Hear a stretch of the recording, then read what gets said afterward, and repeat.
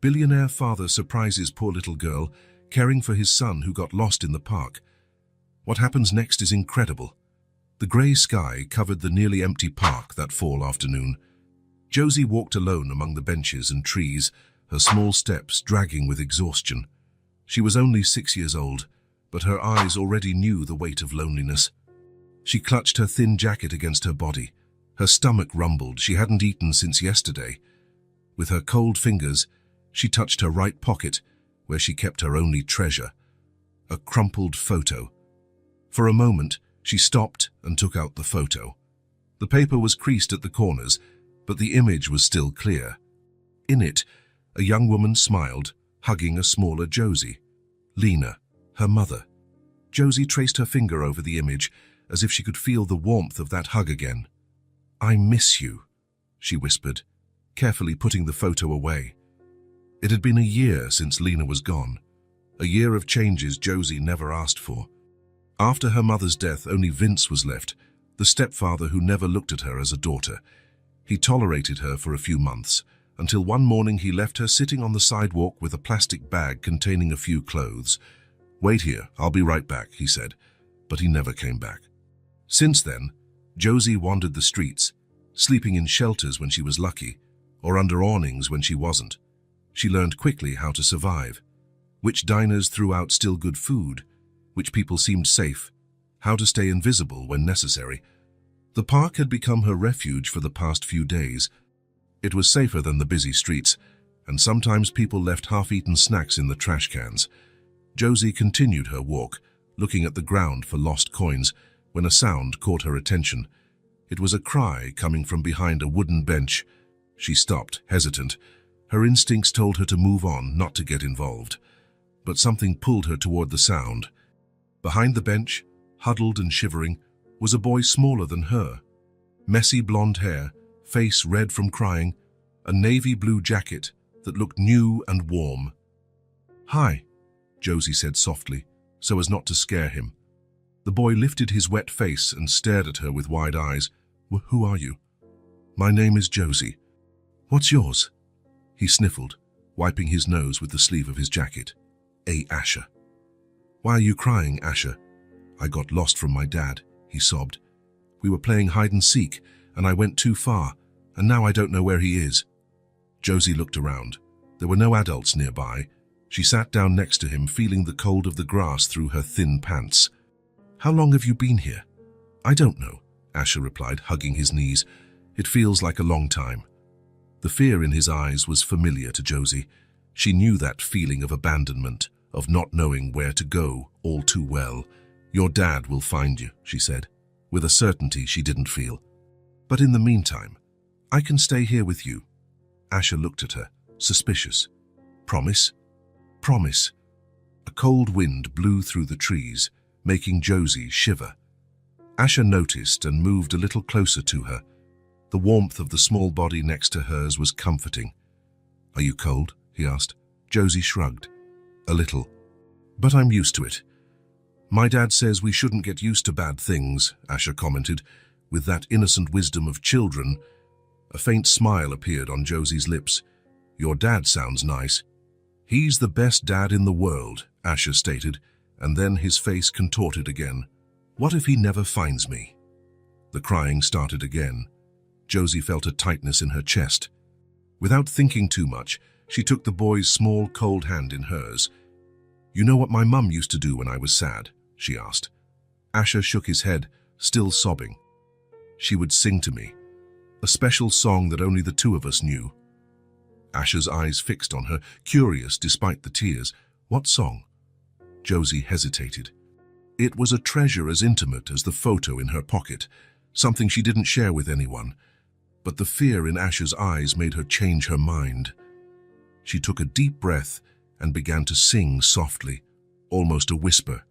"Stars in the sky, a light on my way. Even alone, I'm not afraid. Because your love guides me, it keeps me safe, like a hug that never fades away." Josie's voice was soft and a little shaky, but the melody flowed delicately. As she sang, she could almost feel her mother's fingers stroking her hair, just as they did every night before she went to sleep. Asher stopped crying. His eyes were now fixed on Josie, mesmerized by the song. When she finished, a comfortable silence hung between them. "Again?" he asked in a low voice. Josie smiled and started the song again. This time, Asher rested his head on her shoulder, as if they were old friends. For a moment, Josie didn't feel so alone. She sang one more time, until she noticed Asher's breathing was calmer. The boy was no longer crying, just holding her hand tightly. "You sing pretty," he said. "Thanks. My mum sang better." "Where is she?" The question hit Josie like a punch. She swallowed hard before answering. "She died a year ago." Asher's eyes widened. "Like my mum." It was Josie's turn to be surprised. "Your mum died too?" He nodded, looking at his own hands. "Dad said she became a star, the brightest one in the sky." "My mum must be a star too then," Josie murmured, looking up at the sky, which was beginning to darken. "I think our mums are friends up there," Asher said, with the simplicity of his 5 years. The idea was comforting. Josie imagined her mom and Asher's mom, 2 stars shining side by side and watching over them. "Your song talked about stars," Asher observed. "Maybe your mum already knew she was going to become one." Josie had never thought of that. The song took on a new meaning with Asher's words. "You're right," she agreed, squeezing his hand. At that moment, a shout cut through the air. "Asher! Asher, where are you?" The boy's face lit up. "It's Dad." He jumped to his feet, but didn't let go of Josie's hand. Instead, he pulled her up with him. "Come on. I want to introduce you to my dad." Josie hesitated. Adults meant questions. Questions about where she lived, where her parents were. Questions that could end with her being taken to a shelter, or worse, back to Vince's if they found him.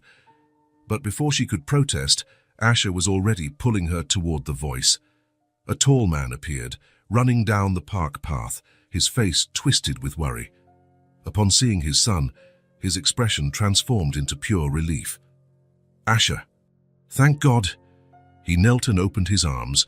The boy let go of Josie's hand and ran to his father, who hugged him tightly. Josie stood still, watching the reunion, feeling a pang of envy and, at the same time, happiness for Asher. "Don't you ever do that again," the man said, his voice choked with emotion. "I was worried sick." "Sorry, Daddy," Asher murmured against his father's shoulder. Then he pulled back a little and pointed to Josie. "But Josie took care of me. She sang a special song and held my hand so I wouldn't be scared." The man lifted his eyes to Josie, as if only now noticing her presence. She took a step back instinctively. "Hello, Josie," he said with a gentle smile. "I'm Harrison, Asher's father. Thank you so much for looking after him." Josie just nodded, not knowing what to say. Harrison stood up, still holding Asher's hand, and approached her. "Are you here alone? Where are your parents?" The question she feared. Josie looked down at her own shoes, worn out and a size too big for her feet. "My mom died," she answered softly, "and my stepfather, he left me." Harrison frowned, confused. "What do you mean, left you? Where?" "On the street. He said he'd be back, but—" She shrugged, not finishing the sentence. A heavy silence fell between them. Harrison looked at Josie as if trying to process what he had just heard. Then he knelt again, getting down to her level. "How long ago was that, Josie?" "I don't know for sure. Many days." "And where have you been sleeping? How have you been eating?" Josie hesitated. Lying to adults was a survival rule on the streets, but something in Harrison's eyes made her feel she could trust him anywhere. "Sometimes in shelters, when there's a spot, and I eat what I find, or what people give me." Harrison's face tightened with something that looked like pain. He looked at his son, then back at Josie. "You must be hungry now, aren't you?"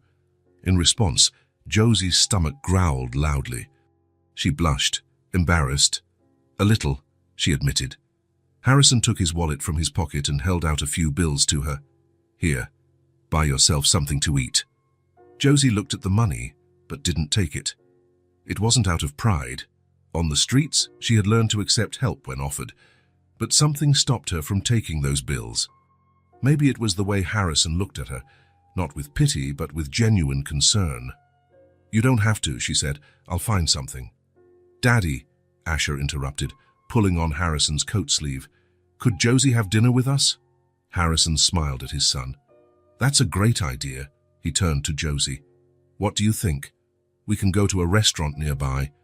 Then we can think about what to do to help you. Josie bit her lip, undecided. Trusting strangers was dangerous. Her experience on the streets had taught her that, but Harrison seemed different, and the idea of a hot meal was too tempting. Okay, she finally agreed. Yay! Asher celebrated, taking Josie's hand again. Let's get hamburgers. Harrison laughed. Yeah, we can get whatever you want. He held out his other hand to Josie. Shall we? She hesitated for a second before accepting the offered hand. It was large and warm, and it held hers firmly, but without hurting, like her mother's hand used to. The three of them walked out of the park, Josie between Harrison and Asher, each holding one of her hands. It was strange to be like this, protected on both sides. An almost forgotten feeling of safety began to grow inside her. The restaurant was just 2 blocks away. It was cozy, with yellow lights and wooden tables. A smell of hot food made Josie's stomach rumble again. They sat at a table near the window, and Harrison helped the children choose from the menu. Josie ordered a hamburger with fries, just like Asher. When the food arrived, she controlled herself not to devour it all at once. She ate slowly, savoring every bite, while listening to Asher tell his father how he had gotten lost in the park. And then I cried a lot, he was saying, gesturing with a French fry. Till Josie showed up and sang the Star Song to me. What song is that? Harrison asked, looking at Josie with interest. She shrugged, shy. It's just a song my mum used to sing to me. She sings really well, Daddy, Asher assured him. It made me stop crying right away. Harrison smiled. Then I should thank you twice. For calming him down and for staying by his side. Josie felt her face heat up at the compliment. She wasn't used to receiving positive attention from adults. On the streets, they usually ignored her or, at most, gave her a few coins out of pity. It was nothing, she murmured. He helped me too, I was alone. The last word came out like a sigh. Harrison watched her for a moment, as if trying to see beyond what she was saying. How long ago did your mother pass away, Josie? A year ago. She got very sick. I'm so sorry, Harrison said, and for the first time, Josie believed someone truly was. And your stepfather? What's his name? Vince, she replied, her voice hardening slightly. He never really liked me. He only put up with me because of my mom. When she died, she didn't finish, but she didn't need to. Harrison understood. And you don't have any other relatives, grandparents, uncles, aunts? Josie shook her head. It was just my mom. She always said it was just the two of us against the world. Silence fell over the table. Asher, sensing the shift in mood, took Josie's hand on the table. My mom died too, he said, as if sharing a secret. 2 years ago. She was very pretty. I'm sure she was, Josie replied. Do you have a picture of your mom? Asher asked. Josie nodded and carefully took the crumpled photo from her pocket. She handed it to Asher, who examined it with interest. So she was pretty like you, he concluded, handing the photo back. Thank you. Josie smiled, carefully putting the photo away. It was her most precious possession. Harrison watched the interaction with a thoughtful expression. There was something in his eyes, a decision being made. Josie, he began hesitantly, I can't let you go back to the streets. It wouldn't be right. She stared at him, not understanding. But there's nowhere else for me to go. She could live with us, Asher suggested suddenly, with the naturalness only children have. We have a spare room, don't we, Daddy? The one that was Grandpa's before he went to live in the retirement home. Harrison looked at his son, surprised by the suggestion. Then his eyes turned to Josie. She was holding her breath, hardly daring to believe what she had just heard. Asher's right, Harrison said finally. We have space at home. You could stay with us, at least for now, until we figure out what to do. Can I? Josie's voice came out small, incredulous. Of course you can, Harrison confirmed, with a gentle smile. No one should be alone at your age, especially not on the streets. Josie didn't know what to say. For weeks, she had been surviving day by day, not thinking beyond the next meal or the next place to sleep. The idea of having a roof, a bed, guaranteed food, it was almost impossible to believe. "Just for tonight," she said finally, afraid of getting too attached to the offer. "I don't want to be any trouble." "It's no trouble at all," Harrison assured her, "and you can stay as long as you need." Asher clapped his hands, excited. "It'll be like a sleepover." Josie smiled, infected by the boy's enthusiasm. For the first time in a long time, she felt a spark of hope. When they finished eating, they left the restaurant for the cold night. Harrison held Asher's hand and, after a moment's hesitation, extended his other hand to Josie. She accepted, feeling the warmth radiating from his touch. As they walked toward the car, Josie looked up at the sky. The first stars were beginning to appear. She wondered if her mother was watching from one of them, guiding her path to this unexpected encounter. In the pocket of her jacket, the crumpled photo seemed a little lighter. After lunch, Harrison watched Josie discreetly as she finished the last piece of apple pie. Her eyes, once so dull, now had a shy sparkle. Her cheeks, once pale, now had a faint blush. It was as if the simple meal had restored some of the life that seemed to have abandoned that fragile body. "Thank you for the food," she said, wiping her mouth with a napkin. "I haven't eaten something this good I can't even remember." Harrison smiled, leaving a few bills under the plate to cover the bill and the tip. "We're not done yet," he replied, standing up. "Let's go." "Where to?" Josie asked, suspicion returning to her features. After years on the streets, any kindness still seemed to hide a trap. "You need new clothes," he explained simply. "There's a department store nearby."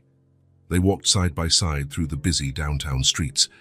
Harrison with his well-cut coat and confident posture, Josie huddled in her worn-out hoodie, her worn sneakers barely protecting her feet from the cold that was beginning to set in with the arrival of fall. The contrast between them did not go unnoticed by passers-by. Some looked with curiosity, others with poorly disguised disapproval.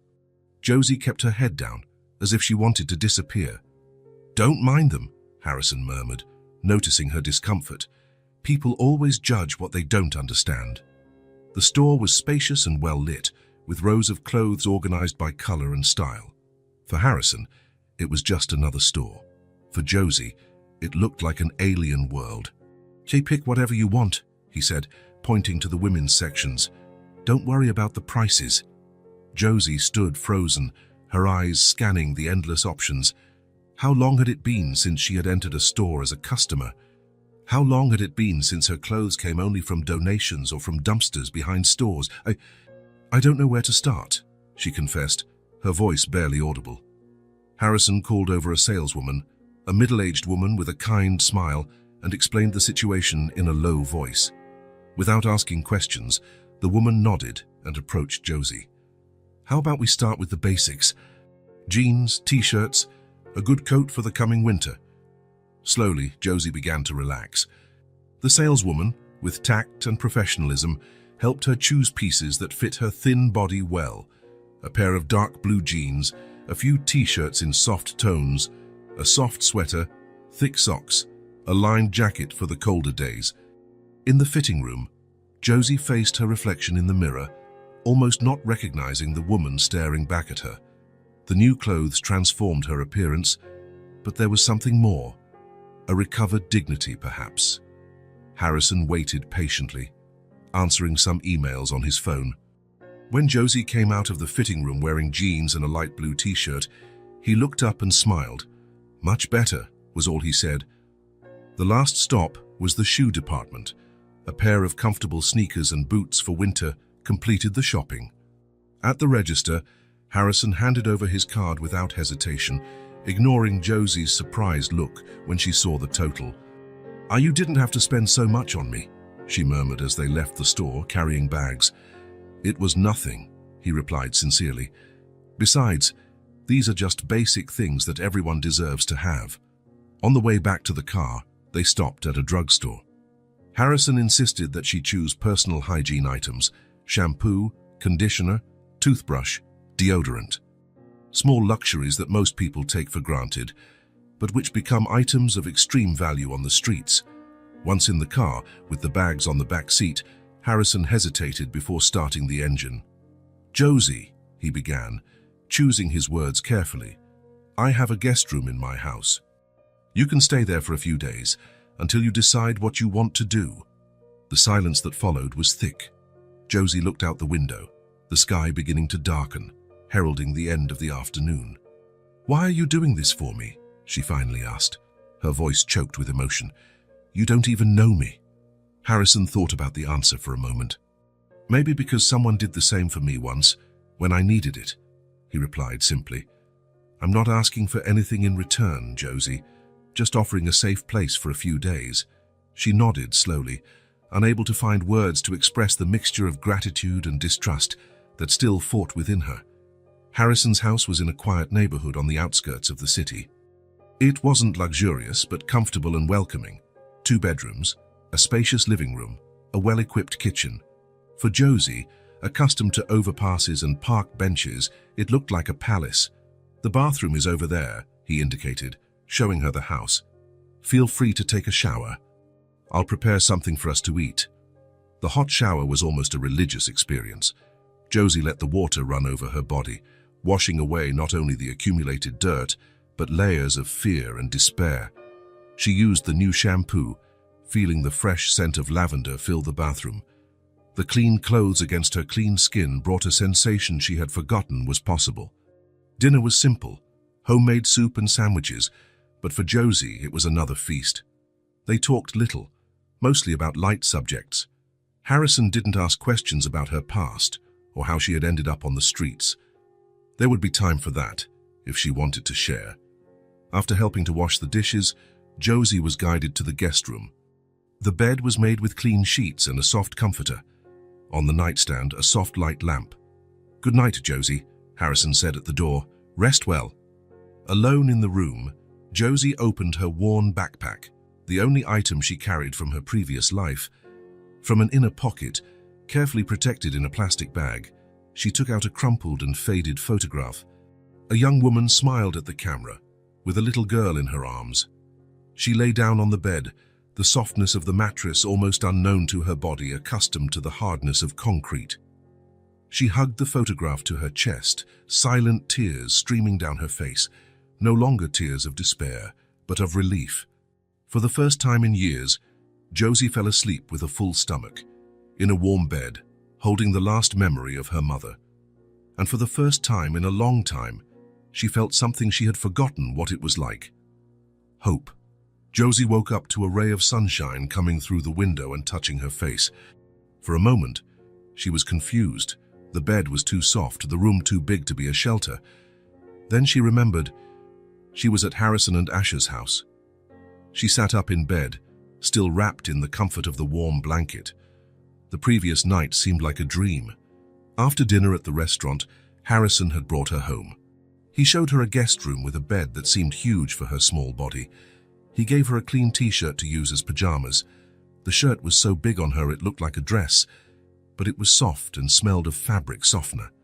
Before sleeping, Josie placed her mother's photo under her pillow, her ritual every night wherever she slept.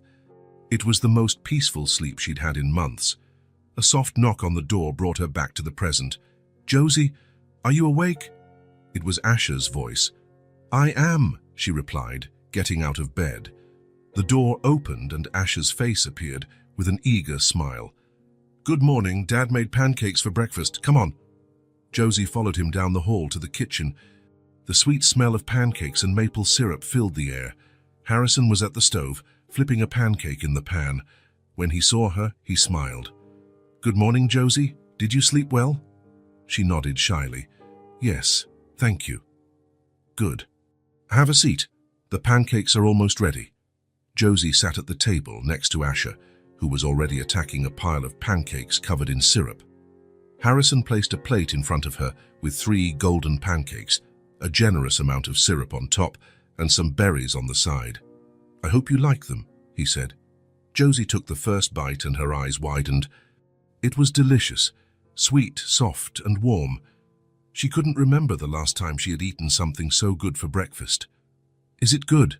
Asher asked, watching her with interest. "Very good," Josie replied between bites. Dad makes the best pancakes in the world. Harrison laughed as he joined them with his own plate.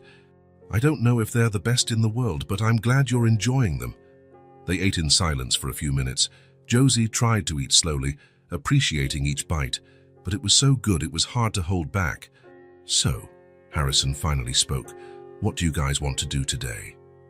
We can show Josie the toys, Asher exclaimed, almost jumping out of his chair with enthusiasm. She hasn't seen the playroom yet. Harrison looked at Josie. What do you think? Want to see Asher's secret treasure? She shrugged, a little embarrassed. Okay. After breakfast, I'll take you there, Asher promised, returning to his pancakes with renewed appetite, as if he needed to finish quickly to start the fun. Harrison watched the two of them for a moment. There was something different about Asher today, a sparkle in his eyes he hadn't seen in a long time. Since Rebecca had died 2 years ago, his son had become quieter, less interested in his games, but now, with Josie here, he seemed to have gained new energy. When they finished eating, Harrison started collecting the plates. You can go play. I'll take care of the dishes. Come on, Josie.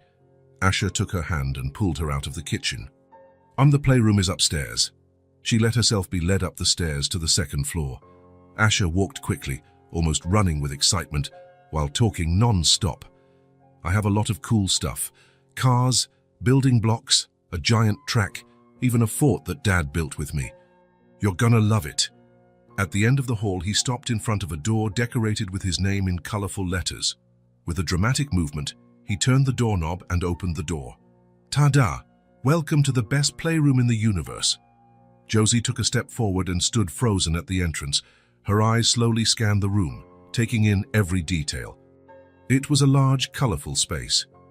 The walls were painted light blue, with white clouds near the ceiling. A bookshelf took up an entire wall, filled with toys organized in clear boxes.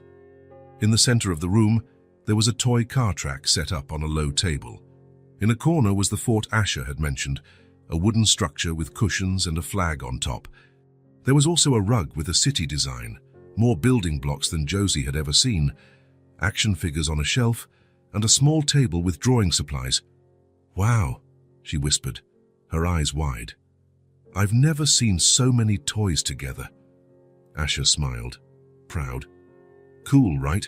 Which one do you want to play with first? Josie was speechless. In fact, she had barely had any toys before. When she lived with her mother, they had few resources. Lena would sew rag dolls for her and make toys out of empty boxes. With Vince, she had nothing. On the streets, her toys were pebbles, bottle caps, things she found and kept in her pockets. I don't know. There's so much, she finally replied. Asher thought for a moment. I know, let's build a city with the blocks, and then we can make the cars drive in it. Josie smiled. Okay. They sat on the rug, and Asher started taking the colorful blocks out of a box. He handed a handful to Josie, who examined them carefully, feeling the smooth texture and rounded corners. Oh, we can make a super tall tower, Asher suggested, already stacking pieces, or a castle. What do you think? Can we make a house? Josie asked. Of course, let's make a really big house, with lots of rooms. They started building side by side. At first, Josie was a bit hesitant, not knowing exactly how the blocks fit together. But she soon got the hang of it and started creating walls and windows. Asher talked non-stop, making up stories about who would live in the house, what life would be like there. Slowly, Josie's shyness melted away. She started laughing at Asher's jokes, suggesting ideas for the construction and creating her own stories. When they finished the house, they moved on to building other structures, a school, a park, a store. Harrison, who had come up quietly after finishing the dishes, watched from the ajar door. He didn't want to interrupt the magical moment happening inside. How long had it been since he heard his son laugh like that, a pure, carefree laugh that came from the bottom of his soul? Since Rebecca's death, the house had become quieter, emptier. As much as he tried, Harrison couldn't fill the hole her absence had left. For Asher, losing his mother so early had been devastating. The cheerful, chatty boy had turned into a quieter child, who often played in silence, without his former enthusiasm. But now, Seeing him with Josie, it was as if a light had been turned on again. The two of them built imaginary worlds together, invented adventures, laughed at jokes only they understood. Josie, who had seemed so fragile and scared the night before, now shone with a contagious joy. A strong emotion tightened Harrison's chest. His eyes filled with tears as he watched the children. It was as if, for a moment, he could see a glimpse of the future, a future where his house was no longer a place of loss, but of new beginnings. The children's laughter echoed down the hall, filling the empty spaces with life. Maybe, Harrison thought, this is how a house should be, full of voices, of stories, of shared dreams. He quietly stepped away from the door, leaving the children entertained in their own world. There was much to resolve, legal matters, paperwork, important decisions to make. But for now, it was enough to know that his house was becoming a home again.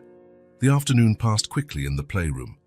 Josie and Asher built entire cities with blocks, raced toy cars, and made up stories for each action figure. When Harrison called them for dinner, they both protested, wanting more time to play. "You can continue tomorrow," he promised. Now it's time to eat something." In the kitchen, the smell of freshly baked lasagna filled the air. Harrison had prepared a green salad to go with it and orange juice for the children. Josie sat at the table, looking at the food with bright eyes. She still couldn't believe she was here in this beautiful house, with people who treated her so well. "I hope you like lasagna," Harrison said, serving her a portion. "I've never had lasagna," Josie admitted. Asher looked at her, surprised. "Never. It's the best food in the world." She took a bite, and a smile spread across her face. It was delicious, hot, with melted cheese and a sauce that tasted of fresh tomatoes. "This is really good," she said, after swallowing the first piece. Harrison smiled, pleased. "I'm glad you like it. It's an old family recipe." They ate in silence for a few minutes. Asher would occasionally say something about the toys or about what they would do the next day. Harrison listened attentively, asking questions and making comments. It was such a different environment from what Josie was used to that it felt almost unreal. When the initial excitement of the meal subsided, Harrison turned his gaze to Josie. There was a question in his eyes, a gentle curiosity she had noticed before. "Josie," he began in a calm voice, "would you mind telling me a little more about yourself? About your family?" She stopped eating, her hand holding the fork frozen in midair. It was a natural question, but one that made her stomach clench. Talking about the past always hurt. "There's not much to tell," she said softly. "You don't have to talk if you don't want to," Harrison assured her, "but I'd like to get to know you better. And I also need to understand your situation to know how to help." Josie put down her fork and reached into her pocket. Her fingers touched the familiar paper of the photo. She carefully took it out and placed it on the table. "This is my mom," she said, pushing the photo toward Harrison. Her name was Lena. Harrison picked up the photo gently, as if it were very fragile. In it, a young woman with the same dark eyes as Josie smiled, hugging her small daughter. Despite the crumpled paper and fold marks, Lena's smile still radiated warmth. "She was very beautiful," Harrison commented, returning the photo. "You look like her." Josie held the photo for a moment before putting it back in her pocket. Asher, who had stopped eating to listen, looked at her with curiosity. "My mom was really nice," Josie continued, feeling more confident. "She told me stories every night before I went to sleep, even when she was really tired from work. And she sang that song I showed Asher." "Where did she work?" Harrison asked. "In lots of places. Sometimes she cleaned houses. Other times she worked in a restaurant washing dishes. We moved around a lot." "And your father? Did you know him?" Josie shook her head. "My mom said he left before I was born. She never talked much about him." A silence fell over the table. Josie knew the next question would be about Vince. She played with the food on her plate, pushing a piece of lasagna from one side to the other. "And your stepfather? You mentioned a Vince yesterday." Josie swallowed hard. The mere mention of his name made her body tense up. "He showed up when I was 4. At first, he was nice. He brought presents for me and my mom. But then he changed." "What do you mean, changed?" Harrison asked in a soft voice. "He started drinking a lot. He'd get angry over anything. He yelled at my mum. Josie paused, remembering nights when she would hide under the covers to not hear the fights. She cried a lot because of him. Harrison nodded, his face showing he understood what she wasn't saying explicitly. "And what happened to your mum, Josie?" he asked gently. "She got sick," Josie replied, her voice almost a whisper. "First it was just a cough, then it got worse. She was tired all the time, couldn't work properly. Vince got even angrier because she wasn't bringing in money."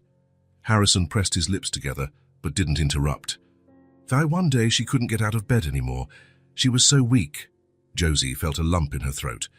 "Vince called an ambulance, but it was too late. She died at the hospital." Asher, who had been listening in silence, reached his hand across the table and touched Josie's arm. "My mum died in the hospital too," he said.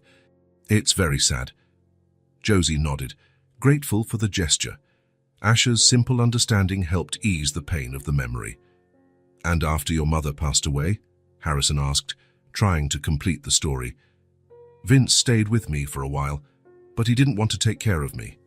He said I was a burden, that I cost too much money." Josie shrugged, as if trying to make herself smaller. "One day he took me to the city.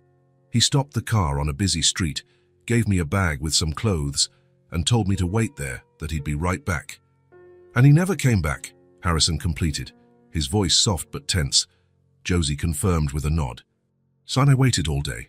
When it got dark, a lady asked me if I was lost. I said my stepfather was coming back, but I don't think she believed me. She took me to a shelter." "How long did you stay at the shelter?" "A few weeks. But I didn't like it there. It was noisy. The other kids took my things. One girl tried to steal my mum's photo." Josie protectively touched her pocket.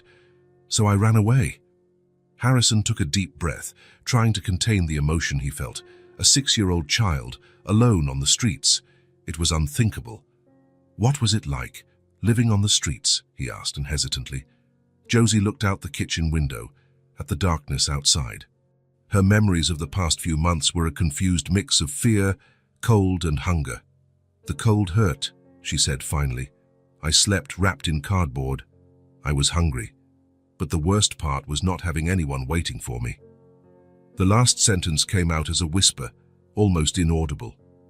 Harrison felt his heart ache. He knew that feeling well, the loneliness that comes after losing someone you love. But at least he had Asher, and Asher had him. Josie had had no one. "How did you get food?" he asked.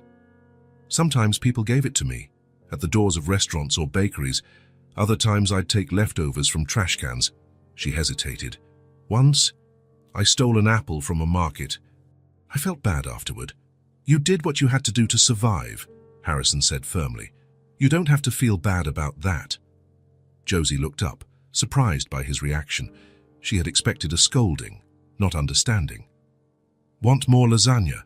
Harrison asked, gently changing the subject when he noticed she needed a break. Josie nodded, relieved. Harrison served another piece for her and for Asher, who had listened to the whole story in unusual silence.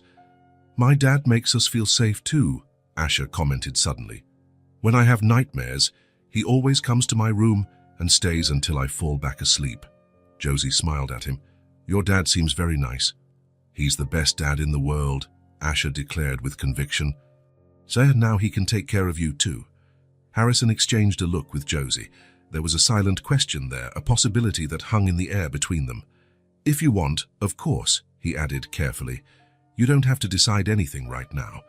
But I want you to know that you can stay here as long as you need." Josie looked down at her plate, processing what she had just heard. The idea of having a place to stay, of not having to worry about the next shelter or the next meal, was almost too big to comprehend. Harrison reached out his hand and gently touched Josie's. "Your mother seemed like a wonderful person," he said. "She must be happy that you're with us now." The words touched something deep inside Josie. She had never thought of it that way, that her mother could see her, know where she was. The idea brought unexpected comfort. "Do you really think so?" she asked, her voice trembling. "I'm sure of it," Harrison replied. "All mothers want their children to be safe and happy. Wherever she is, I know she's relieved that you're no longer alone." Josie felt a tear run down her face. It wasn't a tear of sadness, but of relief. as if a weight she had been carrying for a long time was beginning to lift. "Thank you," she whispered, "for all of this." Harrison smiled at her, his eyes also moist.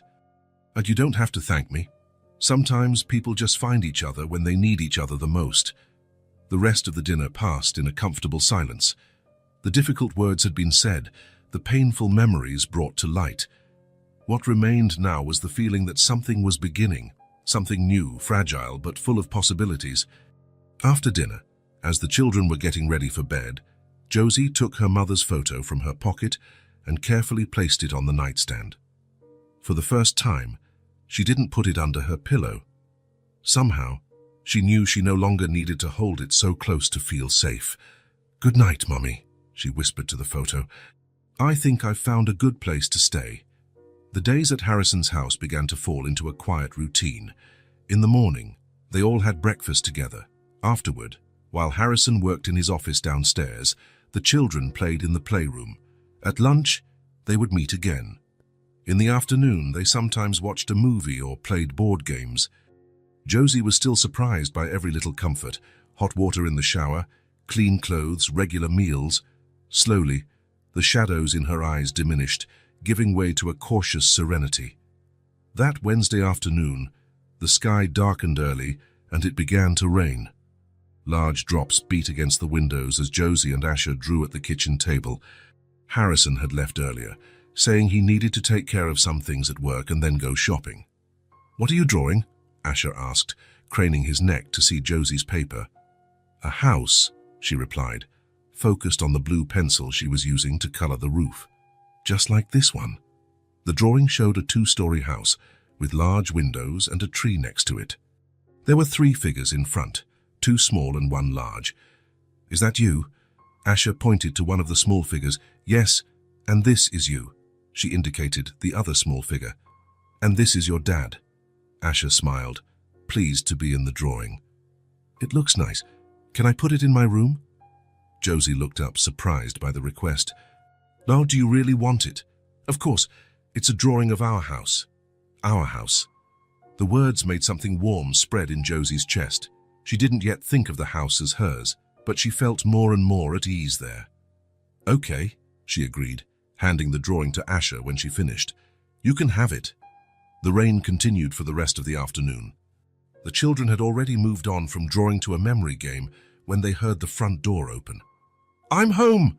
Harrison's voice echoed from the entrance hall. "Daddy!" Asher jumped from his chair and ran to greet him. Josie followed more slowly, still hesitant about her place in this house. She stopped at the kitchen door, watching Harrison bend down to hug his son. His hair was wet from the rain and he was carrying several bags. "Did you bring what I asked for?" Asher asked, trying to peek inside the bags. "Yes, the cereal bars you like are in here," Harrison laughed, "and I bought a few more things for all of us." His gaze met Josie's and he smiled.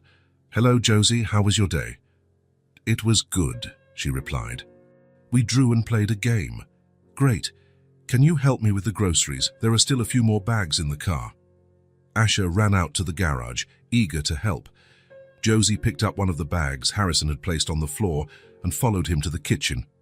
They worked together, putting away the groceries. Fruit in the fruit bowl, vegetables in the refrigerator drawer, cereal in the cabinet.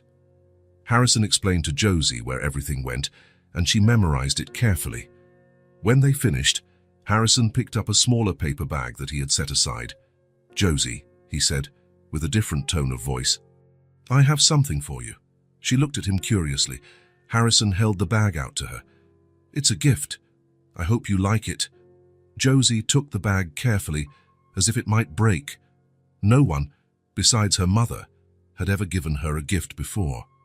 "Open it," Asher encouraged, almost as excited as if the gift were for him. With careful fingers, Josie opened the bag and looked inside.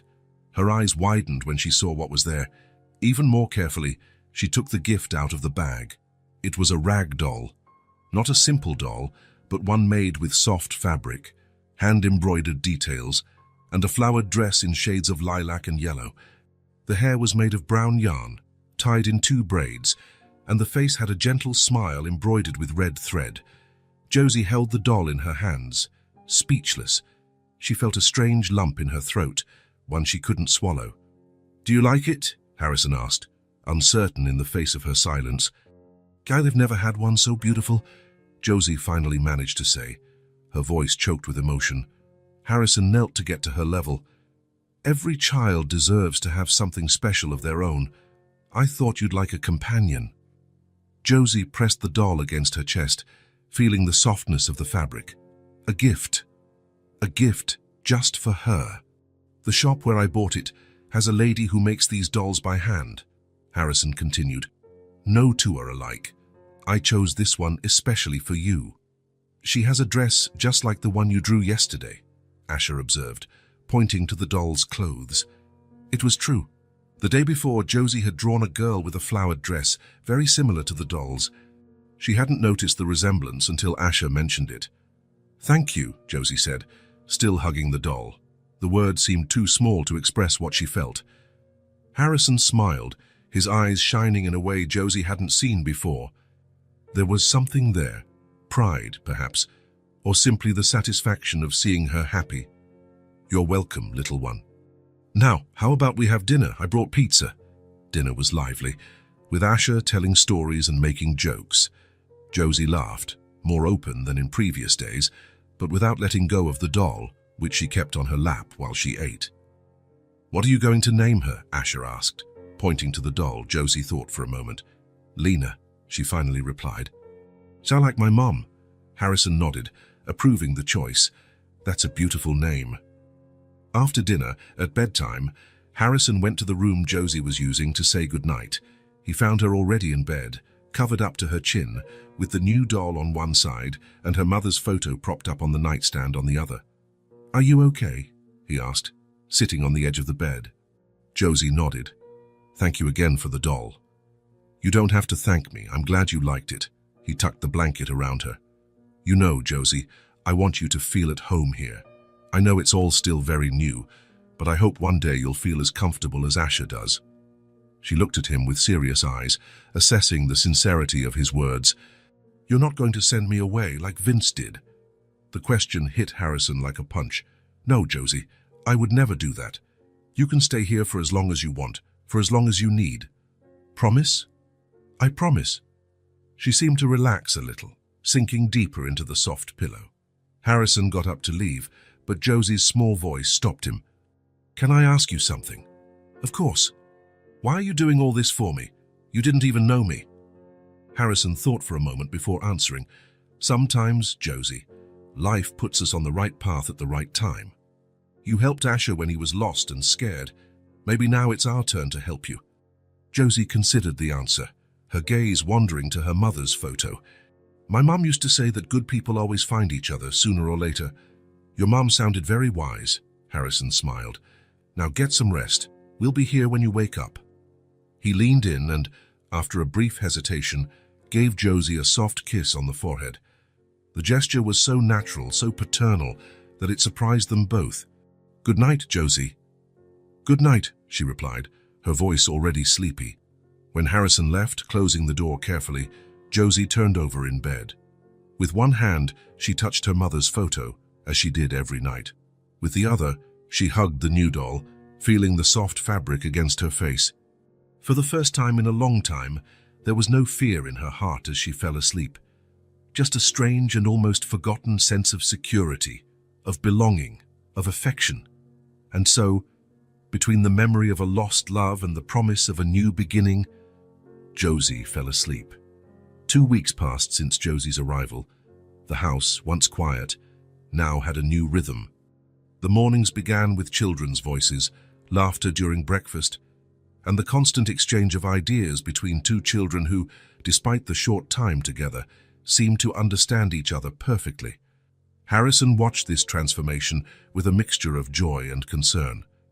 Joy at seeing his son happy again, at witnessing Josie's slow but steady blossoming. Concern because he knew the current situation was temporary, at least from a legal standpoint. On a Tuesday, while the children were in the living room watching a movie, Harrison shut himself in his office and made a call he had been putting off. "Dr. Elena Morales, office," a female voice answered. "Hello, this is Harrison Wells. I'd like to make an appointment with Dr. Morales as soon as possible. Regarding what, sir? Harrison hesitated for a second. Adoption. It's about a possible adoption. 2 hours after the call, Harrison entered the elegant law firm downtown. Eleanor Morales, a lawyer specializing in family law, greeted him with a firm handshake. Mr. Wells, please have a seat. Tell me about your situation. Harrison explained everything. The encounter in the park, Josie's story, the last 2 weeks. Elena listened attentively, making occasional notes. I understand your concern and your desire to help this child, she said when he finished, but we need to proceed with care. First, we need to verify if she truly has no legal guardians. Her stepfather abandoned her, Harrison argued, a hint of irritation in his voice. Yes, and that is child abandonment, a crime, Elena agreed, but legally, he may still have rights over her, unless those rights are formally terminated. Harrison felt a tightness in his chest. The idea that Vince could show up and take Josie away was unbearable. What do we need to do? First, I'll request an investigation into the stepfather. Vincent, correct? We need to locate the deceased mother's documents, check for a will, any other relatives. In parallel, we can start the process for you to become Josie's temporary guardian. And what about the adoption? Elena smiled kindly. One step at a time, Mr. Wells. Adoption is a long process. But if there is truly no one with legal rights over Josie, and if she agrees, we can pursue that path. Harrison left the office with a folder full of documents to fill out and a list of things to do. On his way home, he stopped at a school supply store. Josie would need a uniform, notebooks, pencils. It was time for her to go back to school, the same one Asher attended. The next morning, as the children were having breakfast, Harrison announced, I have a surprise for you both. We're going to spend the day downtown today. Asher immediately cheered. Are we going to the movies or the amusement park? Better, Harrison smiled. We're going to buy school supplies for Josie. She's going to start at your school next week. Josie's eyes widened. I'm going to school. Of course, Harrison replied, as if it were the most natural thing in the world. All children need to go to school, and I thought it would be nice for you to be in the same school as Asher. That's going to be awesome, Asher exclaimed. I can introduce you to all my friends. Josie remained quiet, processing the information. School meant routine, stability, normality, things she had lost a long time ago. You don't want to go? Harrison asked, noticing her hesitation. I do, she finally replied. I'm just surprised. Harrison knelt beside her, getting to her eye level. Josie, as long as you are here, you will have everything you need. School, clothes, food, a home. Do you understand that? She nodded slowly, but Harrison noticed the doubt in her eyes. The as long as hung between them, a reminder that nothing was guaranteed, that everything could change in an instant. The downtown area was bustling on that sunny Saturday morning. Families were out for a walk, enjoying the good weather after days of rain. Harrison parked near a large department store. First, we'll buy the uniform, he said, guiding the children by the hand. Then we'll go to the bookstore for notebooks and books. Josie walked between Harrison and Asher, holding both their hands. She was wearing a yellow dress that Harrison had bought a few days earlier, her first new dress in years. Her hair, once always tangled, was now clean and combed into a braid that Harrison had learned to do by watching online tutorials. In the children's section of the store, a saleswoman greeted them with a smile. Pi, we need the uniform for Westbrook Elementary School, Harrison explained. For her. The saleswoman looked at Josie attentively. What size does she wear? Harrison realized he didn't know. Josie had always been so small that she seemed younger than her age. Let's try a few on to see, the saleswoman suggested kindly. Half an hour later, they left the store with bags containing 2 complete sets of the uniform. A navy blue skirt, a white blouse, a sweater with the school emblem, white socks, and black shoes. Now to the bookstore. Asher pulled his father, excited. The bookstore was on the other side of the central square.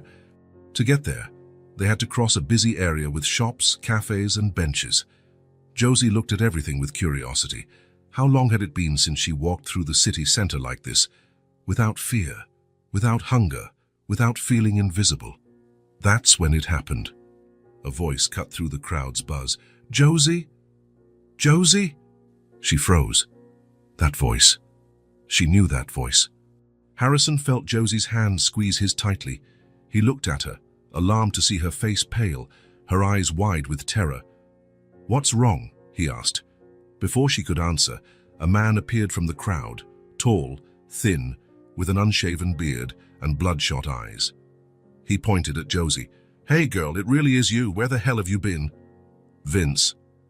The stepfather. The man who had abandoned her on the sidewalk with a bag of clothes.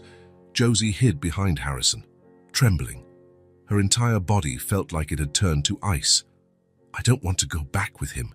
Please," she whispered, her voice broken with panic. Harrison understood immediately. He stood in front of Josie, protecting her with his body. Asher, sensing the danger, also moved closer to the girl. Vince approached, staggering slightly. He smelled of alcohol, even at that time of the morning. "Hey, you!" he pointed at Harrison. "That's my stepdaughter. I've been looking for her for weeks." Harrison kept his voice calm but firm. "I think you're mistaken." "No, I'm not," Vince insisted, getting angrier. "I'd recognize that face anywhere. Josie, come here now." Behind Harrison, Josie trembled more and more. Asher hugged her, trying to comfort her. "Sir," Harrison said, still controlled, "I suggest you step away. The girl doesn't want to go with you." "And who are you to say that?" "She's my responsibility." Vince took a threatening step forward. Harrison didn't back down. "Responsibility. You abandoned her on the street. That's a crime." "I didn't abandon anyone. I told her to wait." Vince tried to look over Harrison's shoulder. "Josie, stop this nonsense and come here." People around them were beginning to stop, watching the scene. A woman nearby took her phone out of her pocket, ready to call the police if necessary. "I'm going to call security," Harrison warned. "Step away now." Something in Harrison's tone of voice finally seemed to get through to Vince. He took a step back, still furious but more cautious. "This isn't over," he threatened. "She's my stepdaughter. I have rights." "Rights you lost when you abandoned her," Harrison replied, and without looking away. Vince looked one last time at where Josie was hiding, muttered something unintelligible, and walked away, disappearing into the crowd. Harrison only relaxed when he was sure he was gone. He turned to Josie, who was still trembling, clutching Asher's hand. "He's gone," Harrison assured her, bending down to hug her. "It's okay now." But it wasn't. Harrison knew it. Vince now knew where Josie was, and he could come back. The situation that had once seemed simple had just become complicated. "Let's go home," he decided. "The bookstore can wait for another day." In the car, Josie remained silent, hugging the doll Lena, which she had insisted on bringing for the outing. Asher sat beside her in the back seat, not letting go of her hand. Harrison drove with his mind racing. As soon as they got home, he would call Elena. This changed everything. They needed to act fast. He appeared out of nowhere, Harrison explained, his voice tense on the phone. Josie was terrified. "This complicates things," Elena replied from the other end of the line, "but it could also help our case. It proves that he recognizes her as his stepdaughter, and at the same time confirms the abandonment. What do we do now? I'm going to file for a restraining order immediately, and we'll expedite the temporary custody process. We need an official statement from Josie about the abandonment." Harrison looked out the office window. In the yard, Asher and Josie were playing with a ball, seemingly recovered from the morning scare. But he knew Josie was still shaken. He could see it in the anxious glances she cast toward the house, as if expecting Vince to appear at any moment. "Do whatever is necessary," he told Elena. "I won't let him take her." After hanging up, Harrison continued to watch the children. The relationship between them surprised him every day. Asher, always chatty and full of energy, had found in Josie an attentive listener and a playmate. Josie, in turn, seemed to blossom with his friendship. She smiled more, talked more, allowed herself to be a child again. They had created a bond that went beyond the cohabitation forced by circumstances. It was a sibling bond, protective, complicit, genuine. Harrison knew that the decision he had silently made in recent weeks, to proceed with the adoption, to make Josie a permanent part of his family, was the right one. Not just for her, but for all of them. That night, after Asher had fallen asleep, Harrison found Josie still awake, sitting on the edge of her bed, hugging the doll. "Can't sleep?" he asked, sitting beside her. She shook her head. "I'm afraid he'll come back." "He won't get near you," Harrison assured her. "I'm taking steps to make sure of that." Josie looked up, assessing the sincerity of that promise. "Hi, what kind of steps?" "Legal ones. I'm talking to a lawyer so you can stay here officially, so that no one can take you away." A cautious hope lit up Josie's face. "I can stay forever?" Harrison smiled, touched by the simplicity and depth of the question. "If you want to, yes, that's what I'm trying to arrange." "I want to," she replied without hesitation. Harrison put his arm around her shoulders, pulling her into a sideways hug. "Then we'll make it happen." They stayed like that for a moment, in silence. Then Josie said, so quietly he almost didn't hear, "I've never had a place to stay before. Not for real." Harrison felt a lump in his throat. "You do now. And you always will, as long as I can ensure it." He realized that, despite the fear still present in her eyes, there was something more now, something that wasn't there when he found her in the park.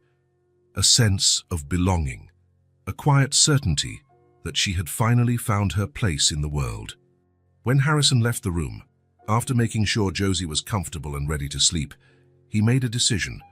He would not only proceed with the adoption process, he would do so with all possible urgency and determination. Josie deserved not just a roof, food, and school. She deserved the certainty of a family, a permanent home, a place where fear could finally give way to trust. And he would do everything to ensure that for her, the family court had a solemn air that morning. Shiny marble hallways, dark wooden doors, voices speaking in respectful whispers. Harrison adjusted his tie, feeling more nervous than he had in a long time. Beside him, Josie wore a navy blue dress and black shoes they had bought especially for the occasion. Her hair was pulled back in a neatly arranged ponytail, and she held Harrison's hand tightly. "Are you okay?" Harrison asked, noticing the tension in the small fingers squeezing his. Josie nodded, but her restless eyes scanned the hallway, as if expecting to see Vince appear at any moment. Eleanor Morales, the lawyer, approached them with a folder in her hand. Her grey suit and confident posture conveyed a sense of security they both needed at that moment. "Good morning," she greeted with a brief smile. "Are you ready?" "Yes," Harrison answered for both of them. "Josie." Eleanor knelt to be at the girl's level. "Remember what we talked about. The judge might want to hear from you today. You just need to tell the truth, in your own words." Josie nodded seriously. In recent weeks, she had prepared for this moment with the help of Elena and a child psychologist who worked with the court. Still, the idea of being in the same room as Vince made her stomach churn. "You'll do great," Harrison assured her, squeezing her hand, "and I'll be there the whole time." A door opened at the end of the hall, and a court officer came out. "Case of Wells and Baker. The judge is ready to see you." Harrison took a deep breath. It was time.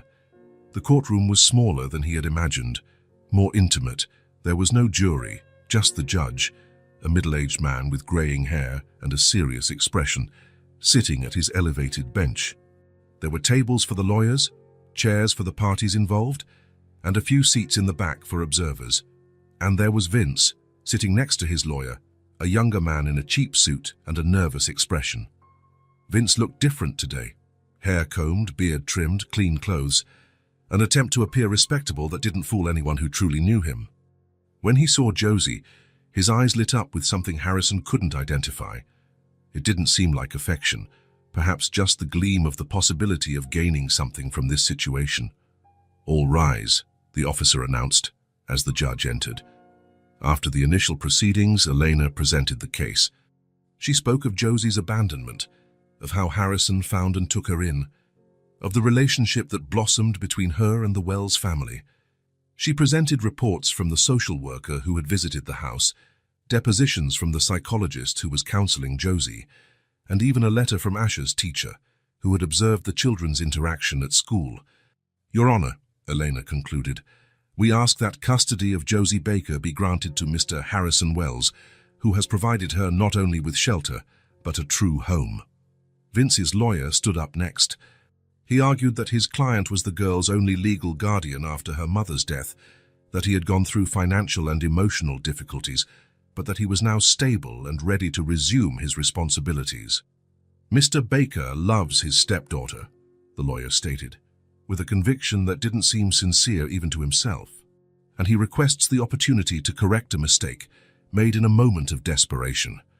The judge listened to both sides attentively, making occasional notes. When the lawyers finished, he addressed Vince directly. "Mr. Baker, why did you abandon your stepdaughter?" Vince shifted uncomfortably in his chair. "I didn't abandon her, Your Honor. I needed to take care of some things. I planned to come back." "After how long? A few hours, maybe a day? And why did it take you weeks to look for her?" Vince swallowed hard. "I did look for her, but I thought she had gone to a shelter, so you decided she was better off there," the judge completed, raising an eyebrow. "No, Vince glanced at his lawyer, who seemed equally uncomfortable. "Look, I went through a rough patch after Lena died. I wasn't in a position to take care of a child, but now I am. I have a steady job, an apartment." The judge watched him for a long moment before asking the question that would change everything. "Mr. Baker, what do you really want in this case?" Vince hesitated, looking at Josie and then at Harrison. There was a calculation happening behind his eyes. "I want what's best for Josie," he said finally. "But I also think I deserve some compensation. After all, I took care of her for a year after her mother died. That has a value." A murmur of indignation swept through the room. Vince had just revealed his true intentions. "Are you suggesting financial compensation in exchange for custody?" the judge asked, his voice as cold as ice. Vince's lawyer tried to intervene, but it was too late. "Yes," Vince answered directly. "Wells has money. If he wants to keep her so badly, he can pay for it." The judge pressed his lips in disapproval. He consulted some documents in front of him and then looked up at the side where Josie was sitting. "Josie Baker," he called, his voice softening considerably. "I would like to hear what you have to say about all this." Josie looked at Harrison, who nodded encouragingly. Eleanor leaned in to whisper something in her ear, a final reminder that she could speak freely. With a deliberate movement, Josie stood up from her chair. Her small shoulders were straight, her chin held high. There was a surprising dignity in the posture of this 6-year-old girl who had faced more hardships than many adults. "He never took care of me," she said, her voice clear in the silence of the room. "After my mum died, he just yelled at me. He said I cost too much money. And one day, he left me on the sidewalk with a bag of clothes." Vince fidgeted in his chair, uncomfortable. "And how do you feel about living with Mr. Wells and his son?" the judge asked. Josie looked at Harrison, and something softened in her face. "I just want to stay with Harrison. This is where I feel safe." The simplicity and strength of that statement made the judge smile slightly. He studied Josie for another moment before turning his attention back to the documents in front of him. "I appreciate your honesty, Josie. You may sit down now." The judge looked at everyone present, his face serious again. Considering all the evidence presented, including the reports from the social worker and the psychologist, the direct testimony of the child, and Mr. Baker's admission that he is seeking financial compensation, he paused. "It is my decision to grant full custody of Josie Baker to Mr. Harrison Wells, with the right to initiate adoption proceedings if he so desires." He banged the gavel once, the sound echoing through the room. Case closed. It was as if a great weight had been lifted from Harrison's shoulders. He could hardly believe it. It was over. Vince no longer had any rights over Josie. She was safe. Vince stood up abruptly, his face contorted with anger. He muttered something to his lawyer and left the room without looking back. His lawyer just shrugged at Eleanor, as if to say, "I did what I could," and followed his client. Eleanor smiled at Harrison, shaking his hand. "Congratulations, she's officially yours now." Harrison nodded, unable to speak for a moment. Then he turned to Josie, who was looking at him with an expression that mixed relief and uncertainty, as if she still couldn't completely believe what had happened. He knelt before her. "It's over, Josie. You're going to stay with us. Forever, if you want." Her eyes filled with tears. With a restrained sob, she threw herself into Harrison's arms, who lifted her into his lap and hugged her tightly. No words were needed at that moment. Just the hug, the warmth, the feeling of security that would finally not be taken from her. For the first time in her short life, Josie officially had a home, a place where she belonged. Harrison carried her out of the courtroom, still hugged to him, her face hidden in his neck. In the hallway, Asher was waiting anxiously with his paternal grandmother, who had stayed with him during the hearing. "So," Asher asked, bouncing with anxiety, "did it work? Is Josie going to live with us?" Harrison smiled at his son, still holding Josie in his arms. "Yes, son. She's going to stay with us." "Forever," Asher insisted. "Forever," Harrison confirmed. Asher let out a cry of joy and ran to hug his father and Josie, the three of them together in a hug that sealed not just a court decision, but the birth of a new family. "And where are we going now?" Asher asked, hopping beside his father as they left the courthouse. The sun was shining brightly that afternoon, as if the sky itself were celebrating the judge's decision. Harrison held Josie's hand, a hand that now, officially, he had the right to hold, to protect, to guide. "I think we need to celebrate, don't you?" Harrison smiled, looking at Josie. "Any suggestions?" She thought for a moment, still processing everything that had happened. An hour ago, her future was uncertain. Now, she had a family, a permanent home. It was hard to believe. "Can we go to Chuck's?" Asher suggested, referring to their favorite diner, where huge hamburgers were served with mountains of fries. Harrison raised his eyebrows at Josie. "What do you think? Is Chuck's a good idea?" "I've never been there," she answered shyly. "Then it's decided," Harrison declared. "Chuck's it is." The restaurant was just a few blocks from the courthouse. It was a cozy place, with red leather booths, black and white checkered floors, and an old jukebox in the corner. The walls were decorated with classic movie posters and old photos of the city. They settled into a booth near the window. A waiter in a red and white uniform brought menus and took their orders: cheeseburgers for everyone, extra fries and milkshakes, chocolate for Harrison, strawberry for Asher, and vanilla for Josie, who had never tried one before. "When Mom won a big case at work, we always came here to celebrate," Asher told Josie while they waited for the food. It was like a tradition. Harrison felt a pang in his heart, hearing his son talk about his mother so naturally. It had been a long time since Asher had mentioned Rebecca without sadness dominating his voice. It was a sign of healing. "Was your mom a lawyer?" Josie asked. "She was," Harrison replied. "One of the best. She worked on human rights cases, helped people who needed protection. Like you did with me," Josie observed, with a perceptiveness that sometimes surprised Harrison. He smiled, moved. "Yes, exactly like I did with you." The waiter returned with the milkshakes. Large, cold glasses, topped with whipped cream and a cherry. Josie's eyes widened when she saw hers. It was bigger than any dessert she had ever tasted. "How do you drink this?" she asked, looking at the straw and the long spoon. "Like this," Asher demonstrated, dipping the spoon into the whipped cream and then bringing it to his mouth. "And then you use the straw to drink. It's the best thing in the world." Josie mimicked the movement, getting a little whipped cream.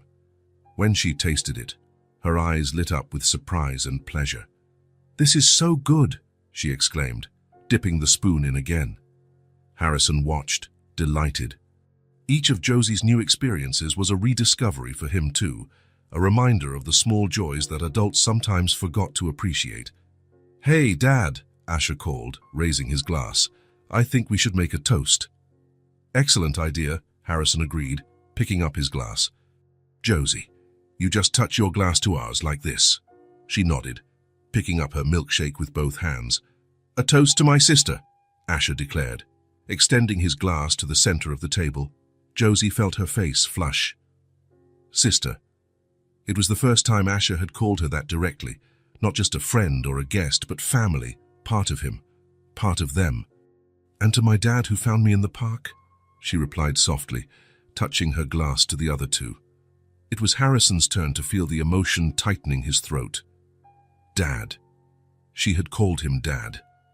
The moment was interrupted by the arrival of the hamburgers, huge and appetizing. They ate with pleasure, talking about simple things, plans for the weekend, a movie they wanted to see, the upcoming science fair at Asher's school. As they were finishing, Josie took something out of the small bag Eleanor had given her to keep her belongings in during the hearing. "I made this yesterday," she said, handing a folded piece of paper to Harrison. "It's for you." Harrison carefully unfolded the paper. It was a drawing made with colored pencils, 3 figures holding hands in front of a house. The largest figure, clearly him, was in the middle, holding the hands of 2 smaller figures, Asher and Josie. Above the house, written in careful, colorful letters, it read, "The House of the Heart." Harrison felt his eyes well up. He passed the drawing to Asher, who examined it with interest. "Look, that's me. You even drew my red sneakers," Asher exclaimed. "You draw really well, Josie." She smiled, shy but obviously pleased with their reaction. "It's perfect," Harrison said, taking the drawing back. "I'm going to frame it as soon as we get home. It will look perfect in the living room, along with the other family photos." Family. The word echoed between them, heavy with meaning. When they got home, Harrison did exactly what he had promised. He found a suitable frame and put Josie's drawing on the living room wall, next to the family photographs, including a newly framed one, the photo of Josie's mother, which used to be crumpled in her pocket. Seeing the 2 images side by side, the past and the present, what was lost and what was found, Harrison felt that a circle was closing. "Josie," he called, after everything was arranged, "I have a surprise for you. Can you come here?" She came from the kitchen, where she was helping Asher make lemonade. Harrison took her by the hand and led her upstairs. They passed Asher's room, the bathroom, the master bedroom, and stopped in front of a closed door at the end of the hall. "This room has been empty since we moved in," Harrison explained. "We used it for storage for a while, but I cleaned it out last week." He opened the door. The room was large, with a big window overlooking the backyard. The walls were white, the floor light wood.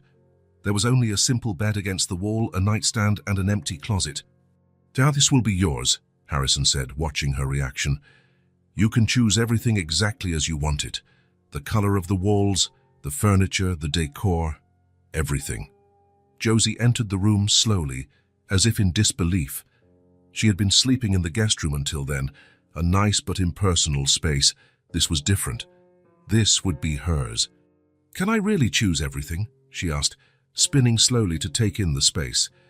"Absolutely everything," Harrison confirmed. "We can go to the stores tomorrow for you to see what you like.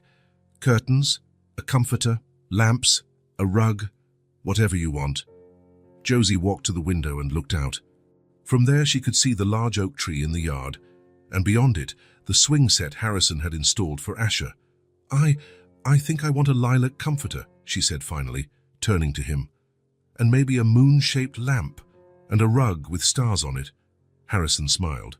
"That sounds perfect," she continued, gaining confidence as she spoke. "And maybe the wall could be light blue like the sky, with some clouds painted near the ceiling." "Like a starry sky with the moon," Harrison agreed. "It will be beautiful." Josie sat on the edge of the bed, running her hand over the mattress.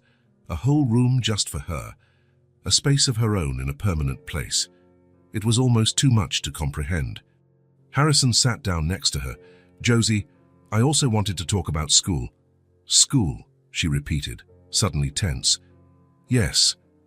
I want you to go to the same school as Asher. Are you up for it?" The relief relaxed her shoulders. "Yes, I want to, but can I go with him?" "Always," Harrison guaranteed. "Every day. You'll go together and come back together." Josie's smile was like a ray of sunshine after a storm, bright, warm, transformative. "We can go buy your uniform and supplies tomorrow," Harrison continued. "And on Monday, you start." "I've already spoken with the principal, and she's excited to meet you." "What if the other kids don't like me?" Josie asked, a shadow of insecurity crossing her face. "They will love you," Harrison guaranteed. "But even if it takes them a while to really get to know you, Asher will be there. And I'll be waiting when school is out." That guarantee that she wouldn't be alone, that someone would be waiting for her, was all Josie needed to hear. She nodded, satisfied, and leaned back slightly against Harrison's arm. "Thank you," she said simply. They sat there for a while in comfortable silence. Through the open window, they could hear Asher in the yard, talking to the neighbor over the fence. Birds sang in the trees, the gentle breeze swayed the curtains. Josie got up and went to the small table beside the bed, where she had left the doll, Lena. She picked her up and returned to her seat, hugging her on her lap. "So I think she'll like the new room too," Josie commented, adjusting the doll's flowered dress. "I'm sure she will," Harrison agreed. "You both deserve a beautiful and safe place." He stood up, giving her space to take it all in. "I'm going to see how Asher is doing with the lemonade. Do you want to come now, or would you rather stay here for a bit?" "I'll stay a little longer," she replied, "just to feel the room." Harrison smiled, understanding. "Of course, we'll be downstairs whenever you want to come down." When he left, closing the door gently, Josie remained seated on the bed, the doll in her lap. She looked around, imagining what the room would be like when it was finished. Blue walls like the sky, stars on the rug, the moon shining as a lamp. Through the window, she could hear Harrison and Asher's voices in the yard, laughing about something. The sounds of a family, her family now. Josie hugged the doll tighter and closed her eyes. That strange, warm feeling that had been growing in her chest since the judge's decision finally had a name: belonging. She was, finally, home. The morning of the first day of school arrived bright and sunny. Josie carefully put on her uniform: navy blue skirt, white shirt, knee-high socks, and shiny black shoes. On the embroidered tag, her new name, Josie Wells. In the mirror, she barely recognized herself. She looked like a real student, a normal girl with a normal life. During breakfast, she ate little. Her stomach was tight with nervousness. Harrison prepared the lunchboxes, while Asher enthusiastically talked about the classmates she would meet. "So, what if I don't know the answers to the questions?" Josie asked Harrison, revealing her biggest fear. "The teacher knows about your situation," he smiled reassuringly. "She'll help you. And remember, I'll be waiting at dismissal." On the way to school, Josie watched the other children walking with their parents through the window. Scenes of a normality that now also belonged to her. When they reached the gate, the playground was full of movement and voices. Harrison knelt before her. "Have a great first day. I'm proud of you." The bell rang. It was time to go in. A lump formed in Josie's throat. She looked at the school doors, at the sea of unknown faces. That's when she felt a small hand take hers. Asher smiled at her. "I'm here. It's all going to be okay."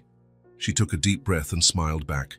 And then, hand in hand, the two of them entered through the large gate, Asher leading the way, Josie's steps becoming steadier and steadier. That evening, sitting on the porch, Harrison watched the children playing tag in the yard. The day had been a success. Josie came home from school full of stories about the teacher, about new friends, about the library with so many books you could read a different one every day for 100 years.